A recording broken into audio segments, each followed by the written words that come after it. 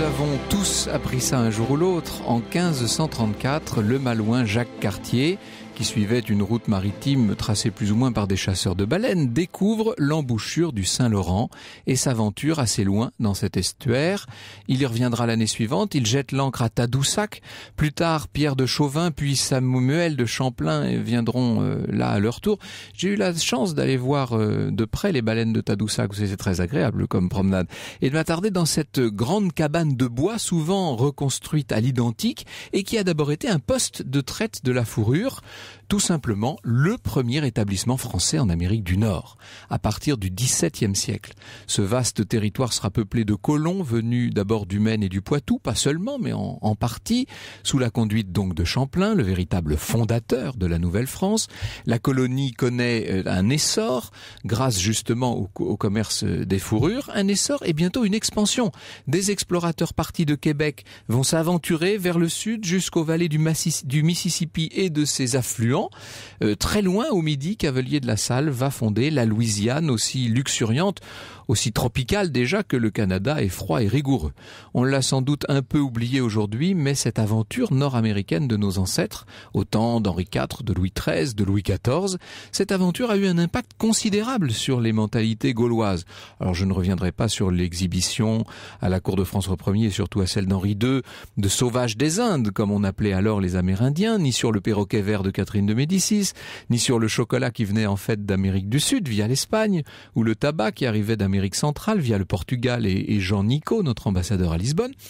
Songez seulement à l'imaginaire de nos ancêtres qui se renouvelle à l'idée de ces vastes contrées qu'on est en train de découvrir. Songez à l'image du bon sauvage qui va faire son chemin, à l'allégorie de cette quatrième partie du monde que l'on va représenter sur les tapisseries en porcelaine ou dans les bronzes de pendules, couvertes de plumes toujours. En Amérique, quand vous voyez un personnage sur une représentation allégorique qui est couvert de plumes, généralement c'est l'Amérique. Songez aussi à tous les mots nouveaux, le calumet de la paix, le grand Manitou, l'expression devient à la mode à la fin du XVIIIe siècle, les peaux rouges, etc. Plus tard, Voltaire et Rousseau, et puis bien sûr Chateaubriand, contribueront à former dans la conscience nationale une nouvelle image mentale de l'Amérique du Nord. Est-ce que cette image correspond à une réalité en Nouvelle-France ? Vous allez voir que rien n'est moins certain. Ce que j'aimerais vous faire toucher du doigt cet après-midi, c'est l'intense poésie qui émane de ces territoires à cette époque. Le romancier Alain Dubos s'en est fait une spécialité, vous savez, depuis une dizaine d'années maintenant. J'extrais les lignes suivantes de son dernier titre, Les Tribus du Roi, paru aux Presses de la Cité. Il nous parle de François, qui est un de ses personnages, ses héros sont deux frères. François, dit-il, vécut la remontée du fleuve, les portages à terre, évitant les rapides de longs sauts, des galets et des jacques comme une aventure unique. Le spectacle d'une cinquantaine d'Indiens épaulant le canot du gouverneur Frontenac, chantant et riant sous la charge, le mit en joie. Il y eut ainsi des moments où l'expédition prit les allures d'une simple promenade en forêt, d'une randonnée vers des lacs écrasés de soleil que l'on traversa à la voile. Le haut pays. Tout y était splendeur et majesté, scintillement de la lumière sur des eaux étales, où il faisait bon plonger le soir venu. Des gens qui ne prenaient de bain qu'une ou deux fois par an se laissèrent aller en chemise et pente de lin aux délices de l'immersion en milieu naturel. On fut attaqué, certes, mais par les seuls maringouins. Les maringouins sont les moustiques là-bas. Que la présence d'une telle surface de peau offerte à leur dard affolait. Histoire sur Europe 1, c'est avec Franck Ferrand. Et avant votre récit, Franck, nous vous retrouvons avec vos invités sur Europe 1, les historiens Gilles Havard et Cécile Vidal, co-auteurs de Histoire de l'Amérique française, disponible dans la collection Champs Histoire de Flammarion. Une collection qui est une véritable bibliothèque idéale, ces merveilleux livres publiés par Champs et republiés par Champs Histoire.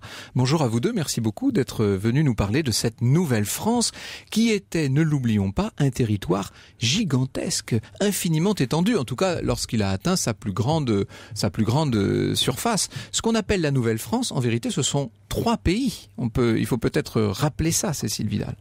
Oui, bonjour. En effet, les territoires sur lesquels la France prétend imposer sa souveraineté en Amérique du Nord forment un immense arc de cercle, puisqu'il fait la particularité de la présence française, c'est de contrôler en fait deux bassins fluviaux, celui du Saint-Laurent et celui du Mississippi, connectés par les Grands Lacs entre les deux. Donc ça commence, on est arrivé par le Saint-Laurent, puis on est descendu, on a colonisé les Grands Lacs, et puis ensuite vers le sud, tout le bassin du Mississippi.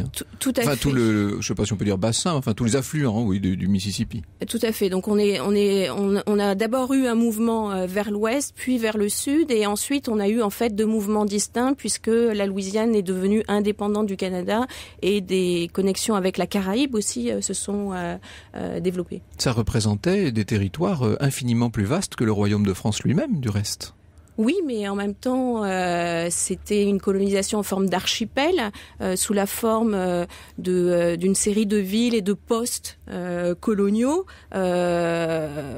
séparés par d'immenses distances. Donc en fait, la présence française en elle-même était extrêmement réduite, bien plus. Oui, c'est ça. Ce n'était pas une colonie de peuplement, en fait, Gilles Havard. Il faut peut-être préciser ça. On n'a jamais été très nombreux là-bas, finalement. Disons qu'il y avait deux modes de colonisation. Il y avait à la fois des colonies peuplement, c'est-à-dire dans la vallée du Saint-Laurent, entre Québec et Montréal, puisqu'à la fin du régime français, c'est-à-dire vers 1760, il y avait quand même à peu près 70 000 colons d'origine française. Et puis dans la région de la Nouvelle-Orléans, donc dans le bas Mississippi, où il y avait aussi quelques milliers de colons. Et par ailleurs, dans l'intérieur du continent, effectivement, c'était, comme Cécile l'a dit, un archipel, des postes, des comptoirs, mais pas de véritable peuplement.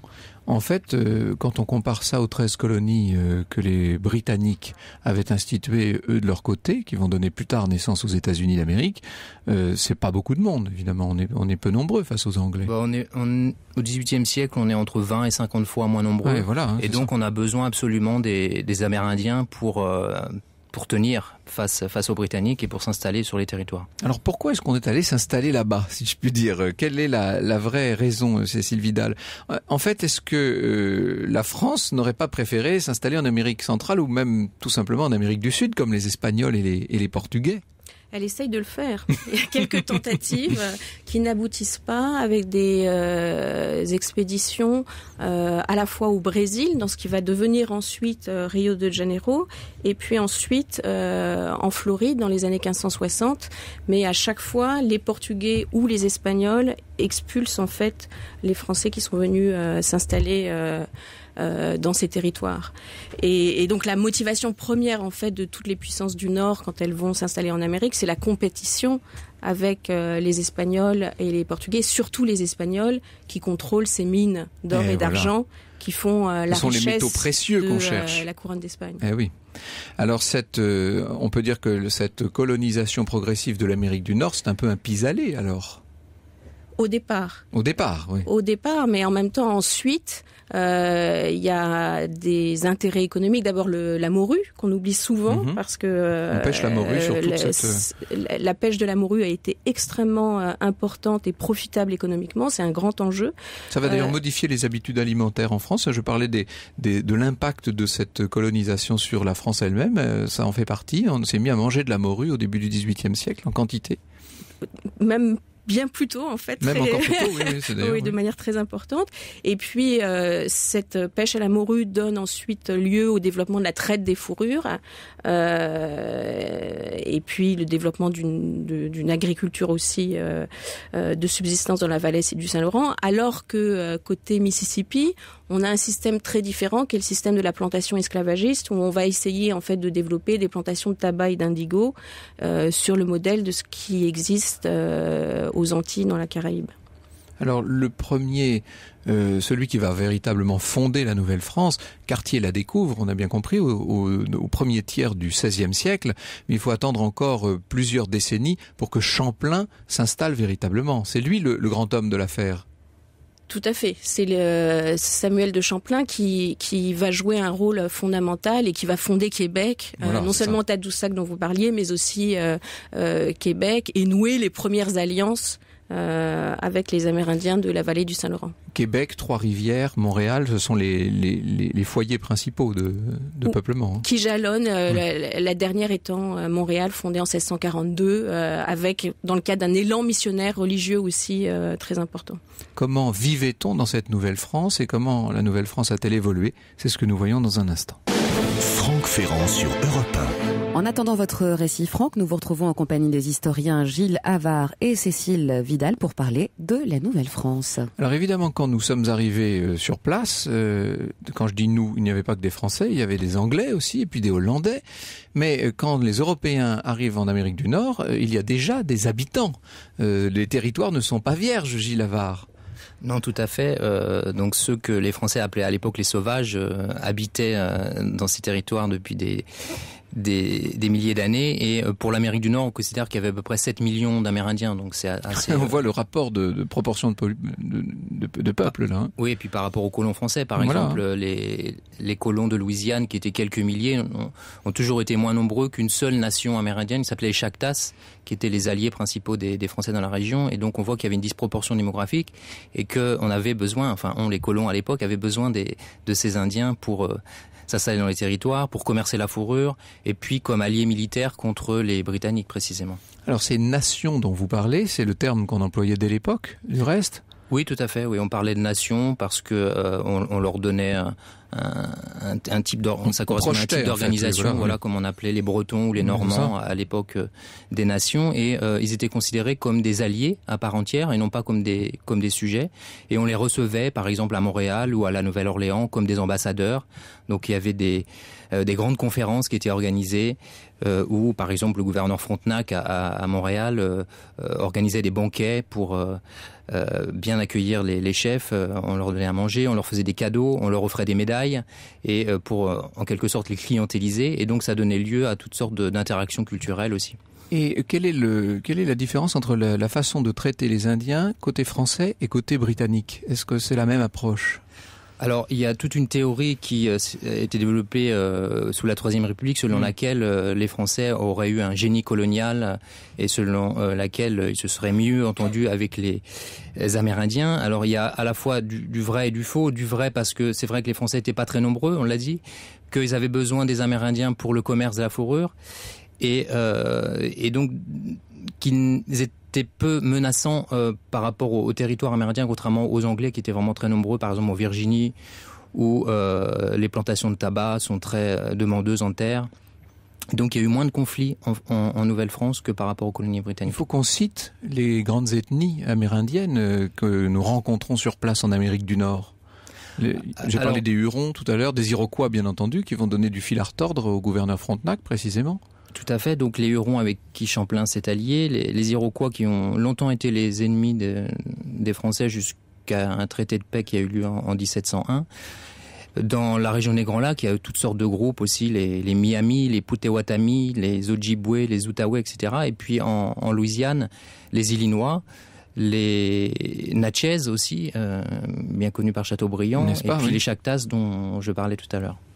Alors, évidemment, ça doit être très compliqué la situation des représentants du roi de France dans cette contrée, puisque d'un côté, il faut s'entendre avec ces populations, donc très nombreuses et qui sont là depuis si longtemps, et d'un autre, il faut jouer des coudes avec les Britanniques et un peu avec les Hollandais aussi.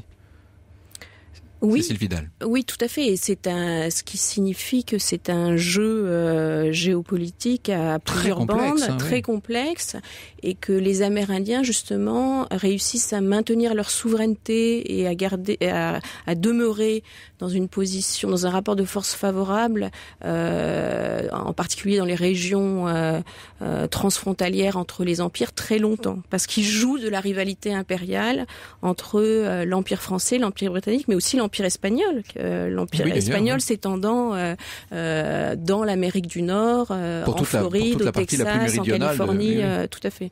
Oui, parce qu'encore une fois, quand nous parlons, on a nous cette image du Québec actuellement, mais quand on parle de la Nouvelle-France, on parle d'un territoire gigantesque qui s'étend depuis l'Acadie, très au nord, depuis Terre-Neuve, jusqu'à la Nouvelle-Orléans et jusqu'à la Louisiane. Donc c'est ce grand croissant dont vous parliez. On s'est battu contre les Indiens. Ça ne s'est pas toujours passé de façon très pacifique cette coexistence. Alors, il y a eu effectivement des conflits, d'une part parce que les Français ne pouvaient pas s'allier avec tous les Amérindiens, parce qu'à partir du moment où ils s'allient avec tel groupe, par exemple les Hurons, ils entraient en conflit avec les ennemis de ces Hurons en question, donc les Iroquois. Ça a été l'origine des guerres entre les Français et les Iroquois. Et puis, en Louisiane, en Basse-Louisiane, il y a eu aussi un conflit foncier qui est plus typique de ce qu'on observe dans les colonies britanniques, mais qui a également existé donc en Nouvelle-France, avec les Natchez, parce qu'on a voulu un petit peu installer une plantation de tabac à la place d'un village et que ça a mis le feu aux poudres et qu'il y a eu une guerre qui a duré pendant 2 ans et le déclenchement ayant été le massacre de 250 colons par les guerriers Natchez. Et ensuite, il y a eu des campagnes d'extermination organisées par les Français et leurs alliés Chactas contre ces Natchez qui ont été complètement décimés autour de 1730. Est-ce qu'on a observé est-ce qu'il y a eu des mariages, des alliances entre les colons originaires de France et ces Amérindiens ?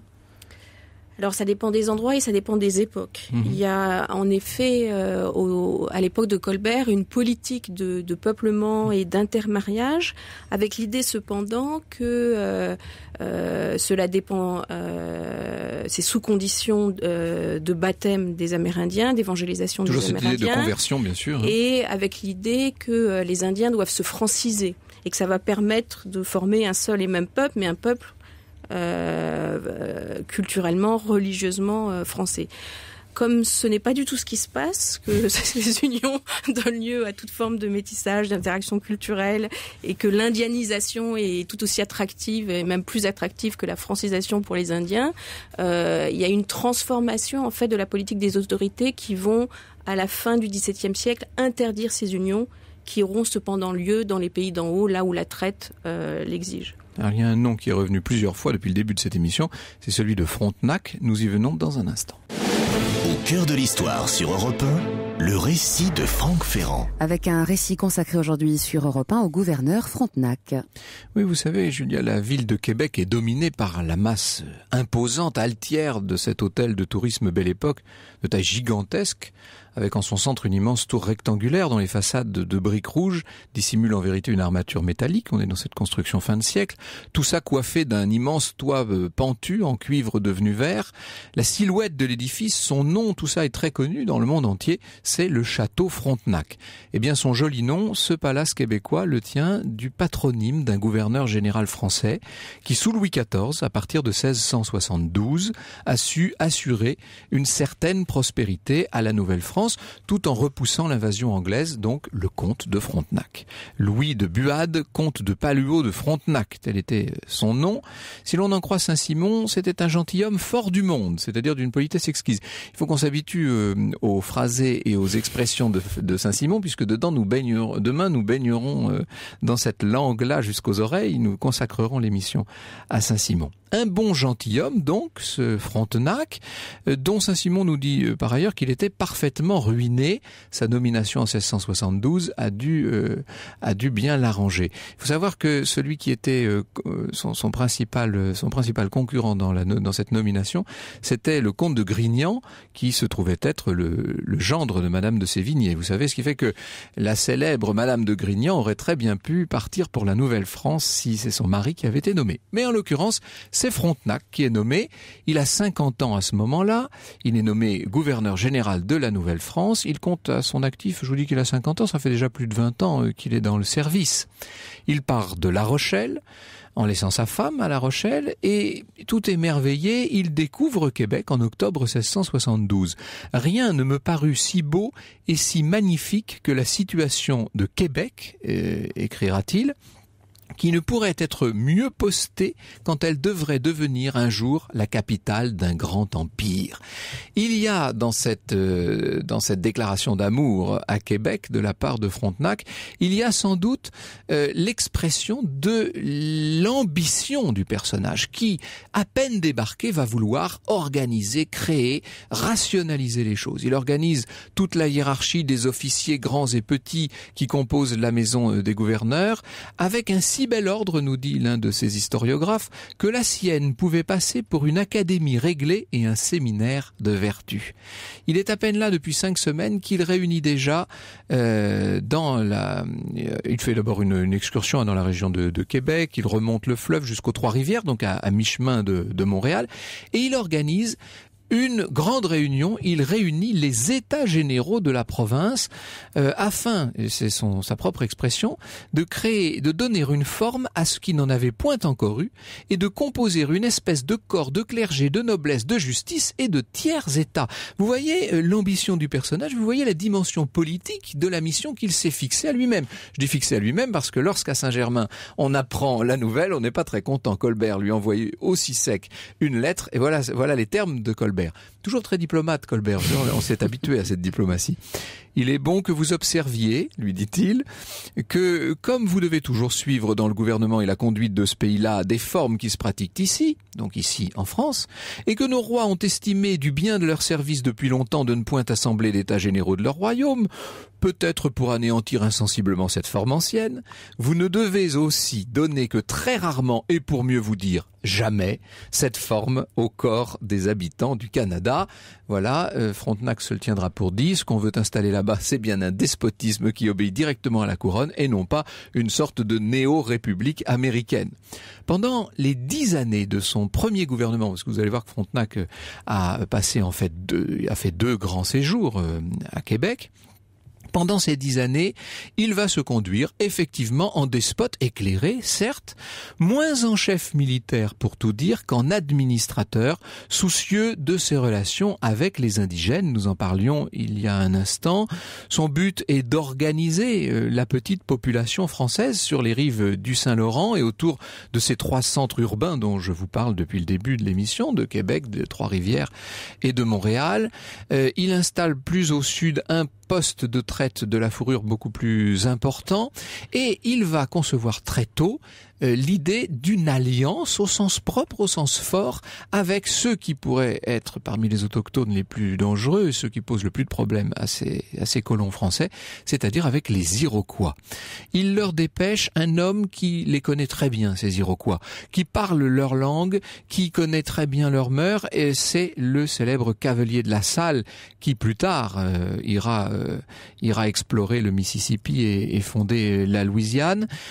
Frontenac confie à Cavelier de la Salle la mission d'inviter les 5 nations, comme on dit pour parler des 5 tribus iroquoises, les 5 nations, les réunir en assemblée. Ça sera la célèbre assemblée de Lavactawi.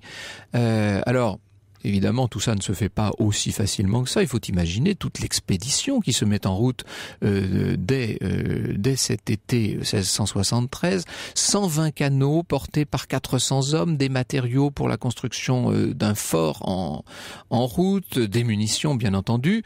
On remonte le Saint-Laurent vers le sud-ouest et on franchit sans dommage les dangereux rapides qui impressionnaient a priori l'expédition. Frontenac va mener lui-même cette première expédition et il va s'arranger pour impressionner la population iroquoise. Il va mettre en place toute une mise en scène qui, si l'on en croit du moins les historiographes du gouverneur général, émerveilla les sauvages. Europe 1, le récit de Franck Ferrand. Un récit, je le rappelle, consacré aujourd'hui sur Europe 1 au gouverneur Frontenac, Franck. Le gouverneur Frontenac qui s'est présenté face aux Iroquois dans une sorte d'escadrille, alors si l'on peut dire, de flottille composée de canots. Il a quand même mis ces canots en ordre de bataille, en 4 escadres de 10 à 12 canots chacune qui composaient l'avant-garde de sa flotte.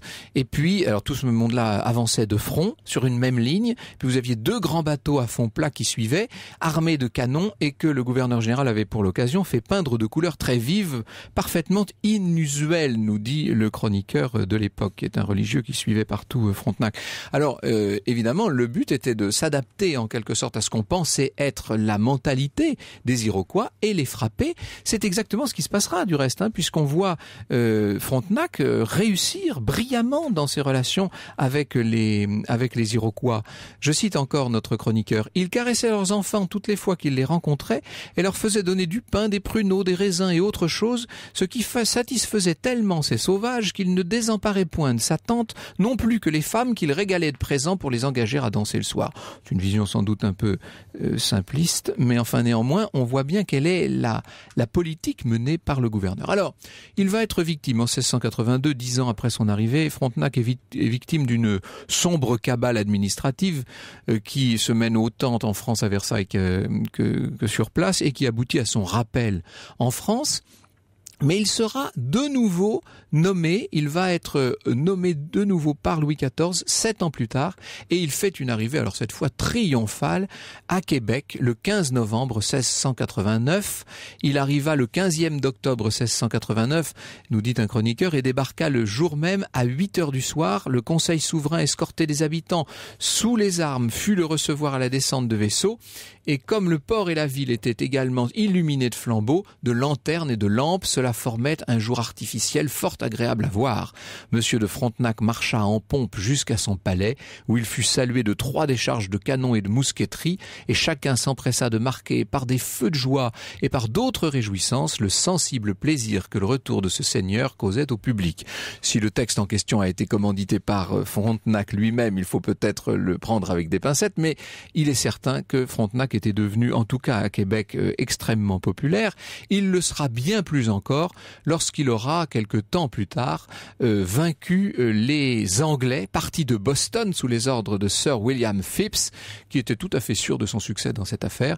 Et alors là, le moins qu'on puisse dire, c'est que c'est une défaite terrible pour l'Angleterre, une défaite qui va faire la fortune et la gloire définitive d'un Frontenac qui reçoit, pour le récompenser, une lettre manuscrite de Louis XIV qui lui accorde 2000 couronnes de gratification qui seront d'ailleurs transformées en une pension de même valeur, une rente annuelle. Le comte de Frontenac ne mourra à Québec que le 28 novembre 1698. Il avait à ce moment-là 78 ans.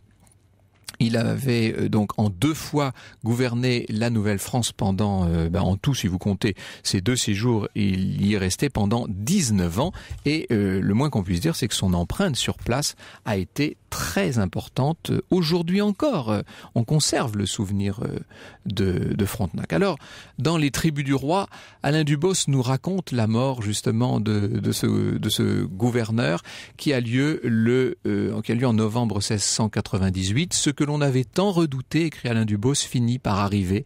Le gouverneur manda l'un après l'autre ses proches amis à son chevet. Cela faisait déjà quelques mois qu'il souffrait de dyspnée continue, jusqu'à s'étouffer parfois dans des quintes interminables.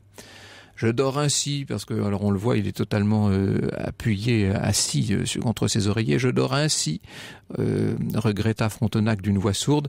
Mes forces m'abandonnent jour après jour, et les médecins ne savent trop que faire. On l'avait saigné plusieurs fois, il avait le visage creusé, le gouverneur avait perdu les rondeurs de ses joues, ses doigts laissaient paraître des nouures aux articulations. Le malade ainsi confiné n'avait plus rien à voir avec le corpulent intrépide des batailles et des conquêtes. Maintenant que l'Iroquoise demande merci, je m'en vais faire la paix avec mes derniers adversaires, dit-il. Il est des moments, n'est-ce pas, où il convient de calmer les passions par trop humaines. L'intendant et l'évêque seront les bénéficiaires de cette humeur-là. Je les ai suffisamment piqués durant toutes ces années. En vérité, Monsieur de Frontenac n'aura pas le temps d'aller au bout de son grand œuvre, mais il avait poser dans toute cette Nouvelle-France les jalons de ce qui allait devenir un véritable empire, puisque c'est ce que nous allons voir maintenant, tout ça durera quand même jusqu'au début des années 1760.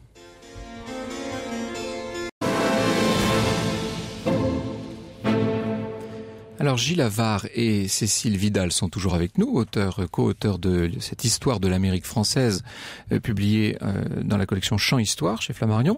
Et puis Alain Dubos nous a rejoint. Merci Alain Dubos d'être venu nous parler de ce beau roman, Les Tribus du Roi aux presses de la Cité, roman qui vient de se voir décerner le prix Historia du roman historique. On est dans notre semaine des prix Historia.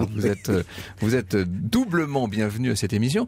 On sent que vous avez une vraie tendresse, au-delà des personnages sur lesquels on va venir tout à l'heure, pour ce gouverneur général Frontenac. Oui, parce que en fait, je suis quand même un petit rejeton d'un nommé Alexandre Dumas quelque part. Hein. Et c'est vrai que Frontenac, dont vous avez dit qu'il était un homme extrêmement policé, était en même temps un vrai mousquetaire. C'était un vrai guerrier. Et c'est vrai que son personnage, en fait, c'est vraiment Dumas, c'est vraiment D'Artagnan en Nouvelle-France. Et en plus, à cette époque-là, il faut dire qu'il est entouré d'une phalange de capitaines, d'aventuriers, de guerriers. Je pense à peu près analogue à celle qui a entouré Napoléon. Oui, ce sont vraiment un peu des soudards parfois, mais alors quel caractère. Ce sont des types qui ont un courage extraordinaire, qui ont une endurance, qui vont faire des missions de commando en février, pratiquement aux portes de Boston. Oui, donc c'est vraiment des types extraordinaires. Dans le février de l'Amérique du Nord, qui n'est pas le nôtre du tout. Nous revenons dans un instant sur la fin également de la Nouvelle-France, comment tout ça s'est malheureusement dénoué, et puis nous parlerons de votre roman, Alain Dubos, avec grand plaisir. L'histoire sur Europe 1, c'est avec Franck Ferrand.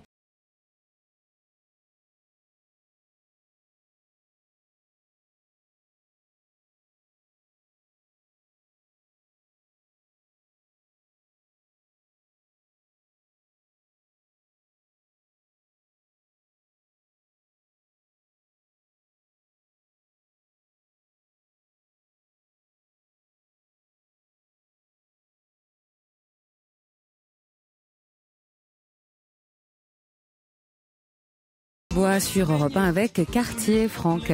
Alors nous arrivons en ce moment de l'émission toujours un peu tendu où il va falloir, je préviens tout de suite nos invités, des réponses courtes car nous avons beaucoup de choses encore à évoquer. Rémi nous demande notamment si on pourrait parler de la situation particulière de l'Acadie, d'où les Français autochtones, enfin les nouveaux Français ont été expulsés dans les années 1740 et dans certains cas remplacés par des habitants de Montbéliard car ils étaient luthériens et donc plus solubles dans l'anglicité en quelque sorte.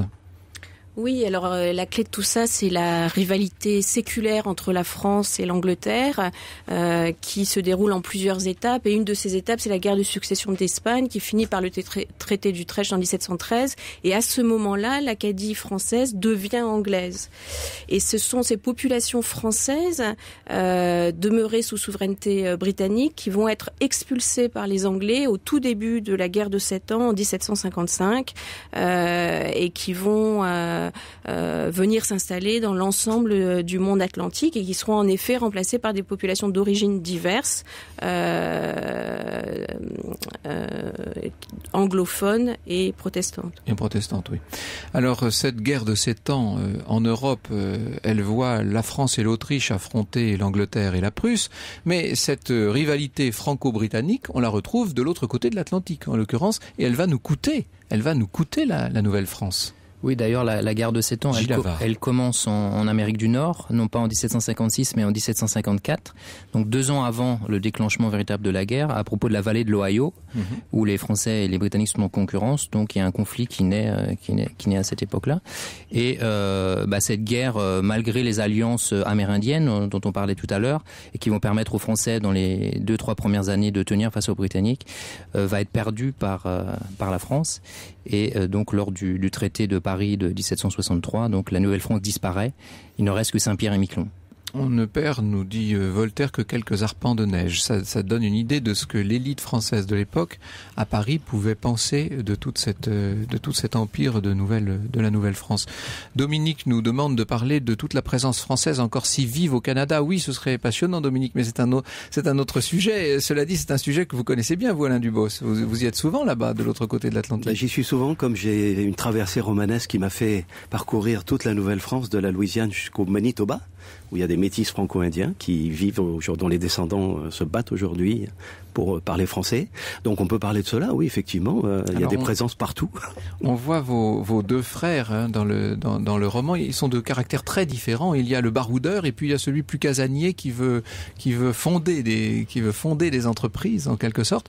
Et l'un et l'autre seront emportés par le vent de l'histoire, on veut le dire. Voilà, ce sont deux frères qui sont victimes, enfin dont les parents sont victimes d'un massacre historique qui a eu lieu à La Chine, c'est à 5 km La Chine en un seul mot, oui. Voilà, de Montréal. Et donc j'ai fait de ces deux personnages un peu les archétypes de l'un va rentrer dans la société civile, près du pouvoir Frontenac, et l'autre va justement entrer, lui, à côté de ces capitaines dont je parlais tout à l'heure, qui s'appellent Duluth, Lamotte Cadillac, d'Iberville, etc. Il va rentrer, lui, dans la guerre. Alain Dubos, Les Tribus du Roi, c'est un très beau roman, on est complètement emporté. Ce n'est pas pour diminuer votre talent, Alain Dubos, mais j'allais le dire, c'est facile dans ces paysages, dans ce climat, dans cet univers tellement propice à l'aventure, à la découverte, à la fondation de choses nouvelles. Les Tribus du Roi, c'est édité aux Presses de la Cité et ça vient de se voir décerner le prix Historia du roman historique. Et j'en profite pour signaler que le prix Historia du livre jeunesse a été par ailleurs décerné à Esclaves et Négriers. C'est un ouvrage alors vraiment très pédagogique, extrêmement bien fait. On se doute bien que s'il a eu le prix, c'est que c'est pas un mauvais livre, mais c'est vraiment très bien fait. C'est attrayant pour les enfants, vous savez, avec toutes ces petites figurines très bien représentées. Et ça donne de l'esclavage, de cette traite négrière épouvantable.